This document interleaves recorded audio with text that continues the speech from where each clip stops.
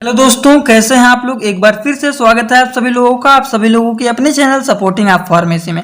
दोस्तों, जैसा कि आप लोग जान रहे हैं, हम लोगों ने बी फार्मेसी 7 सेमेस्टर वालों का इंस्ट्रूमेंटल मेथड ऑफ एनालिसिस का यूनिट 3 स्टार्ट कर दिया है। और यूनिट 3 में हम लोगों ने 50% टोटल पढ़ के कंप्लीट कर लिया है। क्या क्या पढ़ लिया है? इंट्रोडक्शन टू क्रोमेटोग्राफी में ये टॉपिक पढ़ लिया है, और थिन लेयर क्रोमेटोग्राफी ये टोटल पढ़ के कंप्लीट कर लिया है। और आज के लेक्चर में हम लोग स्टार्ट करने जा रहे हैं पेपर क्रोमेटोग्राफी, जिसमें हम लोग बात करेंगे introduction, methodology, development technique, advantage, disadvantage और एप्लीकेशन। इतना पढ़ के टोटल कंप्लीट इसी ही लेक्चर में कर लेंगे। जिसके बाद आप लोग का केवल एक छोटा सा टॉपिक और बच रहा है, जो कि है इलेक्ट्रोफोरेसिस। इसको अगले वाले लेक्चर में पढ़ के कंप्लीट कर लेंगे। तो वीडियो को पूरा देखना। अगर कहीं पे आप लोग को कुछ समझ में ना आए तो कमेंट बॉक्स में जरूर बताना।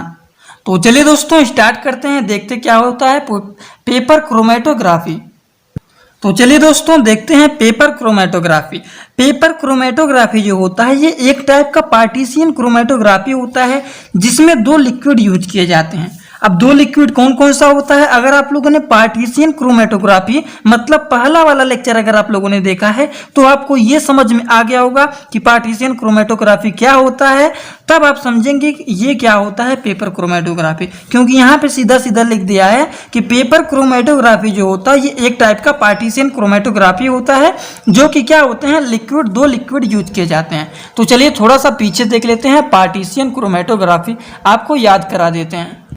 देखिए, पार्टीशियन क्रोमेटोग्राफी में आप लोग को यहाँ पे एक पॉइंट मैंने बताया था कि it contain stationary phase and mobile phase. इसमें जो होते हैं 2 फेज होते हैं, एक होता है स्टेनरी फेज और एक होता है मोबाइल फेज। और दोनों के दोनों क्या होते हैं दोस्तों? लिक्विड होते हैं। ये बात आप लोग को याद है कि नहीं? वही चीज़ यहाँ पे कहा जा रहा है पेपर क्रोमेटोग्राफी में कि 2 लिक्विड होते हैं, दोनों 2 फेज होते हैं, जो कि दोनों के दोनों क्या होते हैं दोस्तों? लिक्विड होते हैं।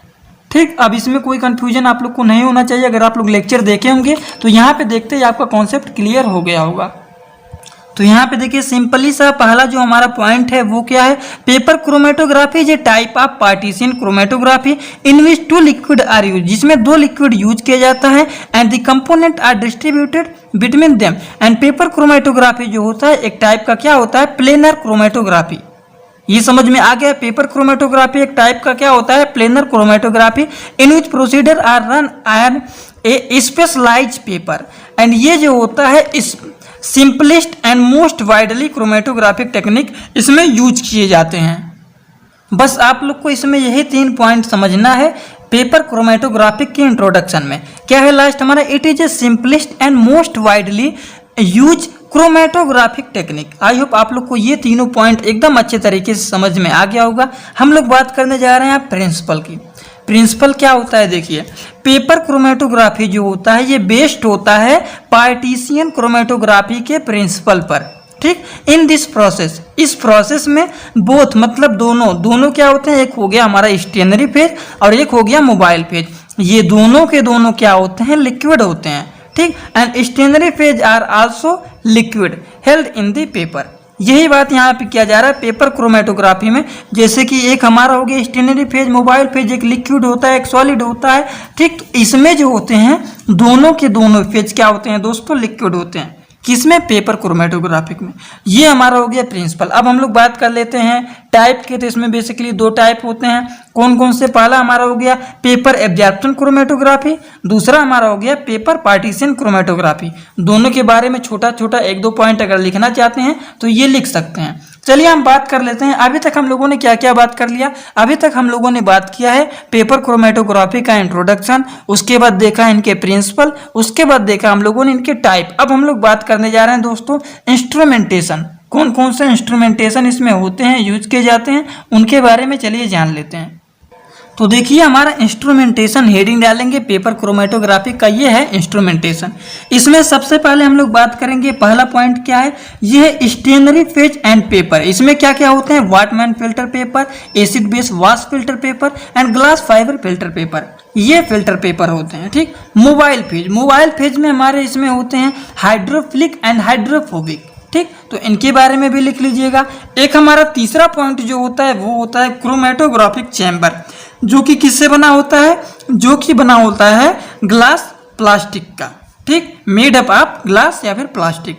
ग्लास का बने रहेंगे या फिर प्लास्टिक का ये बना रहता है, जो कि हमारा होता है क्रोमेटोग्राफिक चैम्बर। ये तीनों पॉइंट आप लोग को तैयार कर लेना है। सबसे पहला है स्टेशनरी फेज एंड पेपर, दूसरा है मोबाइल फेज जिसमें हम लोग को 2 पॉइंट जाने हैं, हाइड्रोफिलिक और हाइड्रोफोबिक। उसके बाद हम लोगों ने तीसरा देखा, ये क्या है, क्रोमेटोग्राफिक चैम्बर, जो कि बना होता है ग्लास प्लास्टिक का।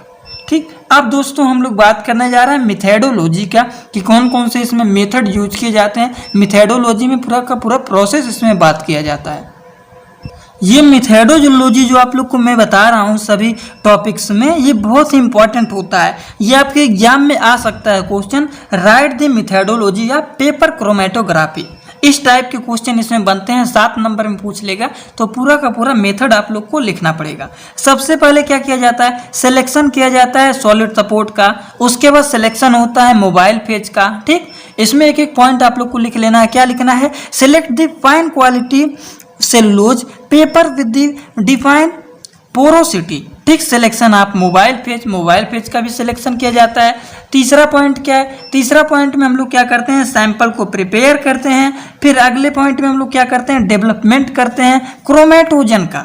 ठीक, क्रोमेटोजन का क्या करते हैं, डेवलपमेंट करते हैं। उसके बाद क्या किया जाता है दोस्तों, ड्राई किया जाता है क्रोमेटोजन को, मतलब क्रोमेटोजन को ड्राई क्या किया जाता है, क्रोमेटोग्राम है। ठीक, इसको मतलब सुखाया जाता है। उसके बाद डिटेक्शन किया जाता है। डिटेक्ट के बाद क्या किया जाता है, मतलब colourless analytical are detected by the staining with the reagent such as iodine vapour, ठीक, हाइड्रोजन हिनहाइड्रिन एटीसी। उसके बाद क्या होता है, उसके बाद हम लोग रिटेंशन फैक्टर वैल्यू को क्या कर लेते हैं, लास्ट में कैलकुलेट कर लेते हैं। यही पूरा का पूरा प्रोसेस होता है दोस्तों मेथडोलॉजी का। मेथडोलॉजी, ठीक, शायद आप लोग को इसको अगर कराया जाएगा उसमें लैब में, तो आप लोग का पूरा कॉन्सेप्ट अगर करेंगे तो क्लियर हो जाएगा। इनके एडवांटेज और डिसएडवांटेज भी आप लोग को पढ़ने हैं, जो कि सिलेबस में दिए गए हैं। तो एडवांटेज क्या होते हैं दोस्तों, देखिए, सिंपल एंड रैपिड होते हैं, चीपर मेथड होते हैं, एक्सीलेंट रिसॉल्विंग पाउडर होते हैं, पावर होते हैं, रिक्वायर्ड लेस टाइम होते हैं, required small amount of sample for analysis. ठीक, उसके बाद कोएलेंट टू यूज। ठीक, ये 3 4 5 पॉइंट इनके हो गए एडवांटेज। और कुछ पॉइंट चलिए देख लेते हैं, डिसएडवांटेज भी इनके कुछ होते हैं। तो क्या होते हैं, देखिए, can not use to separate volatile substance, less accuracy इनके लेस होते हैं। Not useful for quantitative analysis, quantitative analysis के लिए ये यूजफुल नहीं होते हैं। इतने पॉइंट आप लोग को समझ में आ गया दोस्तों। अभी तक हम लोगों ने बात की introduction, principle, type, instrumentation, methodology पूरा बात कर लिए। उसके बाद एडवांटेज भी देख लिए और डिसएडवांटेज भी देख लिए। अब एक टॉपिक और केवल बच रहा है, जो कि है एप्लीकेशन। चलिए उसको भी पढ़ के कंप्लीट कर लेते हैं। देखिए, एप्लीकेशन हेडिंग डालेंगे, इसमें क्या होता है, सेपरेट होते हैं। क्या होते हैं इसमें, सेपरेट होते हैं sugar molecule, vitamin, antibiotic, determine sequence of amino acid in protein. इसमें वेरी मोस्ट इंपॉर्टेंट हम लोग को डेवलपमेंट टेक्निक को जानना है, जो कि क्या होते हैं, इसमें 4-5 होते हैं। एक होता है हमारा 5 होते हैं डेवलपमेंट टेक्निक। एक होता है descending technique, ascending technique, ascending descending chromatography, radical paper chromatography. एक होता है नेक्स्ट एंड लास्ट हमारा 5वां 2 डायमेंशनल क्रोमेटोग्राफी। अब इन्हीं सभी के बारे में एक एक करके थोड़ा जान लेते हैं दोस्तों, क्या होता है। देखिए, सबसे पहली बात आप लोग को यहाँ पे क्या जानना है, डिसेंडिंग टेक्निक का मतलब क्या होता है, जो सॉल्वेंट होते हैं वो मूव करते हैं डाउनवर्ड डायरेक्शन में। और यहीं पर सीधा आप लोग एक पॉइंट और टिक लगा लीजिएगा, जो हमारे असेंडिंग टेक्निक होते हैं इसमें सॉल्वेंट मूव करते हैं अपवर्ड डायरेक्शन में। इसमें डाउनवर्ड डायरेक्शन में मूव करेंगे और इसमें अपवर्ड डायरेक्शन में मूव करेंगे along the paper. Same to same point यहाँ पे लिखे गए हैं, जिससे आप लोग को याद करने में, समझने में कोई भी दिक्कतें ना हो। ठीक, क्या लिखेंगे, in descending chromatography the paper develop by allowing the solvent move to in downward direction along the paper. इसमें क्या करेंगे, मूव करेंगे डाउनवर्ड डायरेक्शन में। ठीक, the apparatus use in the technique is a sealed glass tank of sufficient shape and size. और यहाँ पर आप लोग को केवल बात करने हैं कि ये जो सॉल्वेंट मूव करेंगे अपवर्ड डायरेक्शन में। अभी आप लोग को स्ट्रक्चर दिखाऊंगा तो समझ जाएंगे आप लोग। In ascending chromatographic the paper is developed by the allowing the solvent to move in the upward direction along the paper। ठीक। And the mobile phase place होते हैं इन सूटेबल कंटेनर में at the bottom of the chamber and the paper is hanged from the hook with in the chamber. ठीक। अब हम लोग को तीसरा पॉइंट देखें, यहाँ पे बात करना है असेंडिंग डिसेंडिंग क्रोमेटोग्राफी।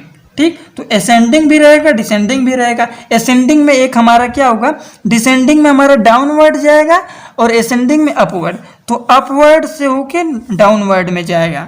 ठीक। असेंडिंग का मतलब क्या हो रहा है, देखिए अपवर्ड डायरेक्शन में मूव करेगा और फिर डिसेंडिंग में क्या हो जाएगा, डाउनवर्ड में हो जाएगा। तो वही चीज देखिए यहाँ पे स्ट्रक्चर बने हुए हैं, हमारा क्या हो रहा है, असेंडिंग में जाएगा फिर ए डाउनवर्ड में आ जाएगा। ठीक। एक बार अपवर्ड डायरेक्शन से मूव करेगा डाउनवर्ड में। तो इसमें सिंपली आप लोग लिखेंगे इस टेक्निक में firstly paper is kept in the ascending manner, paper को रखेंगे असेंडिंग मैनर में and then upper end the paper is folded, फिर ऊपर जाके इसको धीरे धीरे करके मोड़ लेंगे, फोल्ड कर लेंगे।